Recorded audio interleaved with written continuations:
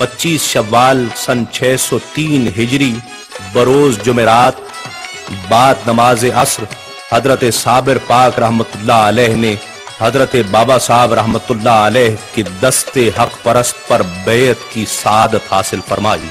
उस वक्त हजरत साबिर पाक की उम्र महज 11 साल थी।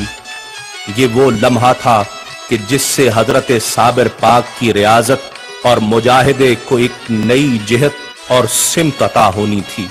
ये ख्याल करके कि किसी से मांगना आपकी आदत नहीं है, हजरत बाबा फरीदुद्दीन मसूद गंज शकर रहमतुल्लाह अलैह ने लंगर खाने में लंगर तकसीम करने की तमाम तर जिम्मेदारियां आपको सौंप दी। दरवेशों, मिस्कीनों और मेहमानों की खातिर मदारात औलियाए कामिलीन का शेवा रहा है।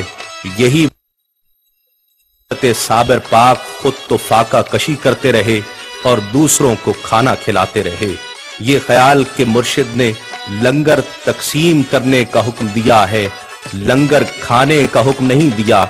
सिर्फ ख्याल नहीं, मेराज ख्याल है।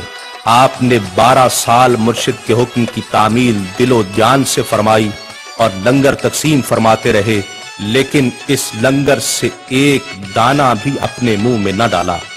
रोजाना रोजे से रहते, 2-2, 3-3 दिन गुजर जाते। जब भूख की शिद्दत बर्दाश्त से बाहर हो जाती तो अफ्तार के वक्त जंगल की तरफ निकल जाते और फल और दरख्तों की पत्तियों से अफ्तार फरमाते और नमाज मगरिब के बाद फिर तकसीम लंगर की खिदमत पर हाजिर हो जाते। इस कदर रियाजत व मुजाहिदात किए कि एक लम्हा भी अपने जिस्म मुबारक को आराम न दिया और नौबत यहां तक पहुंच गई कि जिस्म लागर और कमजोर हो गया। यह हालत देखकर एक दिन हजरत बाबा साहब रहमतुल्लाह अलैह ने हजरत साबिर पाक रहमतुल्लाह अलैह को अपने पास बुलाया और कमाल शफकत से दरियाफ्त फरमाया कि अली अहमद, तुम लंगर तकसीम करते हो या खुद भी कुछ खाते हो? तो आपने जवाब में अर्ज किया कि आपकी इजाजत के बगैर मेरी क्या मजाल के लंगर में से एक दाना भी खाता। आपका ये जवाब सुनकर हजरत बाबा साहब आपके इस कमाल सब्र से बेइंतहा खुश हुए और फरते जज्बात से आपकी आंखों से आंसू रवा हो गए। आपने अली अहमद को अपने सीने से लगा लिया और फरमाया, हमारा अली अहमद साबिर है। और नेमत बातिनी से सरफराज फरमाया, उसी रोज से आपका लक़ब साबिर करार पाया। बाबा साहब ने मजीद फरमाया कि इंशाअल्लाह दोनों जहान इसे साबिर के नाम से याद करेंगे। आपको अल्लाह रब्बुल इज्जत ने जलाली तबीयत अता फरमाई थी। बाबा साहब फरमाते हैं कि हमारा साबिर शमशीर बरहना के मिसल है, अगर कोई जरा भी इसकी शान में बेअदब होगा खाक हो जाएगा। आप फना फिल्लाह के मनसब पर फाइज थे। हमा वक्त कैफियत जज्ब और आलमे इस्तिगराक में रहते, अतराफ व अकनाफ से बेखबर जमाले इलाहिया में मुस्तगरक रहते। इबादत गुजारी का आलम ये था कि आपका वजू कभी टूटने न पाता था और शबो रोज अल्लाह की याद में मसरूफ रहते। अक्सर वक्त अवामुन नास से दूर अपने हुजरे में गुजारते और किसी को आपके हुजरे में दाखिल होने या झांकने की जुर्रत व ताब न थी। तमाम वक्त हालत मराकबा में रहते। एक रोज आपकी वालिदा हिरात से वजूदन पाक पतन तशरीफ लाई। बेटा जवान हो गया था। माँ के दिल में बेटे के सर पर सेहरा सजाने की ख्वाहिश जन्म ले रही थी। माँ ने अपने बेटे के लिए अपने भाई हजरत बाबा फरीदुद्दीन मसूद गंज शकर रहमतुल्लाह अलैह से उनकी बेटी का रिश्ता मांगा।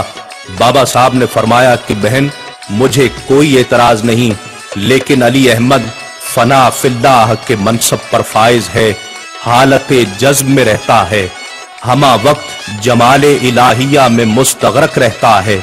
माँ का दिल इन कैफियत को नहीं समझ रहा था। वो तो हर माँ की तरह बेटे को फकत दूल्हा बना देखना चाहती थी। माँ ने बाबा साहब से अर्ज की कि मेरा बेटा यतीम है, इसीलिए आप अपनी बेटी देने से पहलू तही कर रहे हैं। बाबा साहब ने फरमाया, बहन ऐसी बात नहीं, बहरहाल मुझे तुम्हारी दिल शिकनी पसंद नहीं है। मेरी तरफ से इजाजत है, तुम जब चाहो अली अहमद की शादी मेरी बेटी से कर सकती हो। वालिदा के इसरार पर 21 शव्वाल सन 613 हिजरी बरोज बुध बाद नमाज असर हजरत साबिर पाक रहमतुल्लाह अलैह का निकाह हजरत बाबा साहब की साहबजादी से हो गया। रात हुई तो आपकी वालिदा ने आपके हुजरे में चिराग रोशन करके दुल्हन को हुजरे में पहुंचा दिया। दुल्हन अदब व एहतराम में दस्त बस्ता खड़ी रही। तहज्जुद के वक्त आपने मराकबा से सर उठाया तो सामने औरत खड़ी नजर आई। पूछा कौन हो और यहाँ क्यों खड़ी हो? दुल्हन ने जवाब दिया मैं आपकी ज़ौजा हूँ और आपकी खिदमत गुजारी के लिए हाजिर हूँ। आपने फरमाया मेरा अल्लाह वहदहू ला शरीक है, उसकी कोई बीवी नहीं और मैं उसका बंदा हूँ और उसके जमाल में मुस्तगरक हूँ। ये फरमाकर आप फिर मराकबा में मशगूल हो गए। आपकी ज़ुबान मुबारक से ये अल्फाज अदा होने थे कि यकदम हुजरे में अनवार इलाहिया का नुज़ूल हुआ, जिन्हें आपकी दुल्हन बर्दाश्त न कर पाई और बेहोश होकर गिर गई और कुछ देर बाद इस दारे फानी से कूच कर गई। यह हजरत साबिर पाक की निस्बत का फैज था कि उनकी ज़ौजा को भी जलवाए नूरे इलाही नसीब हुआ, लेकिन वो इस जलवा की ताब न ला सकी।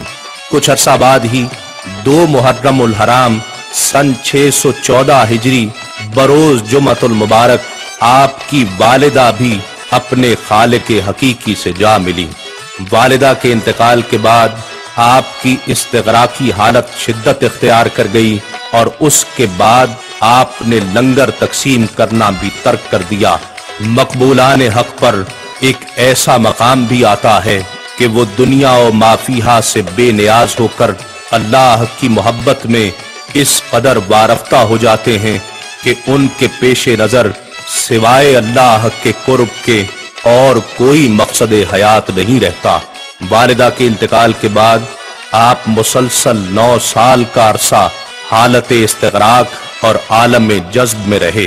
औलिया अल्लाह का आलम इस्तिगराक इस कदर कवी होता है कि जिसे दुनिया की कोई ताकत खत्म नहीं कर सकती, क्योंकि ये कैफियत अपनी पैदा करदा नहीं होती बल्कि अता करदा होती है। 9 साल के इस्तिगराक के बाद हजरत बाबा साहब रहमतुल्लाह अलैह आपके हुजरे में तशरीफ ले गए और आपके कान में 7 मरतबा कलमा शरीफ पढ़ा। साबिर पाक होश में आए। बाबा साहब ने अपने महबूब मुरीद को सीने से लगा लिया और अपनी कुलाह मुबारक पहनाकर सिलसिलाए चिश्त की खिलाफत से सरफराज फरमाया और आपको हिंदुस्तान के एक कस्बा कलियर में जाकर गुमराह इंसानियत की रुश्द व हिदायत का हुक्म दिया। आप मुर्शिद के हुक्म की तामील के तौर पर कलियर तशरीफ लाए और एक मकान में सुकूनत इख्तियार कर ली और याद इलाही में मसरूफ हो गए। अदायगी नमाज के लिए मस्जिद में तशरीफ ले जाते। असर की नमाज के बाद आपने जामे मस्जिद में दर्स व वाज का सिलसिला शुरू फरमाया। देखते ही देखते लोग आपके करीब होते चले गए। कलियर शहर के काजी का नाम तबरक था। वो खासा बाअसर मगर सख्त गीर इंसान था। हजरत मखदूम साबिर रहमतुल्लाह अलैह की शोहरत व मकबूलियत के किस्से उस तक भी पहुंच चुके थे। वो तबन हासिद किस्म का इंसान था। हजरत की शोहरत उसे एक आंख न भाई तो उसने रईस शहर से मुलाकात की और उससे कहा कि इन बुजुर्ग की शोहरत व मकबूलियत आपके इक्तदार के लिए किसी भी वक्त खतरा बन सकती है। इस तरह आपके और कलियर के अवाम के दरमियान मखदूम साबिर हाइल हो जाएंगे। आप कुछ कीजिए। रईस शहर काजी की बातों में आ गया। उसने मखदूम साबिर के खिलाफ साजिशें शुरू कर दी, जिनमें काजी तबरक पेश था। कलियर के लोग इस साजिश का शिकार हो गए। वो वैसे भी रईस शहर से बहुत डरते थे। चुनाचे उन्होंने हजरत साबिर पाक रहमतुल्लाह अलैह से दूरी इख्तियार कर ली। हजरत इन हालात को तशवीश की नजर से देख रहे थे, मगर आपने हिम्मत न हारी और वाज़ो नसीहत का सिलसिला जारी रखा।